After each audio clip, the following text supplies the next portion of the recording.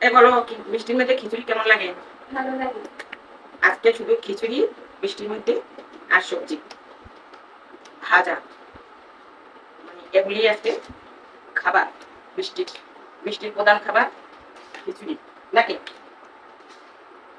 কথা বলে নাকি লজ্জা লাগবে? সবজি একটু দেই, পাঁচমিশালি সবজি। আজকে সবজি যারা না খায় তাদেরও খেতে হবে, না খাইলে জোর করে একবার মুখের মধ্যে ঢুকাই দেবে। ভাজা দিয়ে খাইলে হবে না, সবজি খেতে হবে, না খাইলে চলবে না। লেবু, সবজি লেবু, বেগুন, পটল, বেগুন পটল লাগলে আরো দেব। বেগুন পটল থেকে আরেকটা